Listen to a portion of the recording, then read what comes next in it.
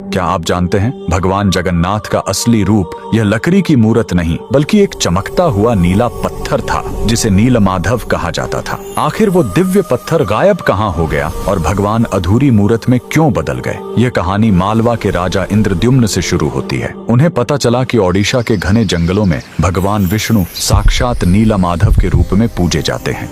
राजा ने अपने मंत्री विद्यापति को खोज पर भेजा। विद्यापति जंगलों में भटकते हुए आदिवासी सरदार विश्ववसु तक पहुंच गए, जो गुफा में गुप्त रूप से नीलमाधव की पूजा करते थे। विद्यापति ने सरदार की बेटी से शादी की और जिद करके गुफा देखने की बात मनवा ली। सरदार ने शर्त रखी कि वे उनकी आंखों पर पट्टी बांधकर ले जाएंगे, लेकिन विद्यापति ने चालाकी की। उन्होंने रास्ते में चुपके से सरसों के बीज गिरा दिए। कुछ दिनों बाद जब बारिश हुई तो सरसों के पौधे उग आए और विद्यापति को गुफा का रास्ता मिल गया। उसने तुरंत राजा को खबर दी। राजा इंद्रद्युम्न अपनी विशाल सेना लेकर घमंड के साथ भगवान को लेने पहुंचे, लेकिन उनके वहां पहुंचते ही नीलमाधव की मूर्ति हमेशा के लिए गायब हो गई। भगवान अपने भक्त विश्ववसु के साथ हुए धोखे और राजा के घमंड से नाराज थे। राजा ने रोकर माफी मांगी और अन्न जल त्याग दिया। तब आकाशवाणी हुई, मैं अब उस पत्थर के रूप में नहीं मिलूंगा, अब मैं समुद्र तट पर एक लकड़ी के लट्ठे के रूप में आऊंगा। कुछ समय बाद पुरी के समुद्र तट पर एक विशाल अद्भुत लकड़ी का लट्ठा तैरता हुआ आया।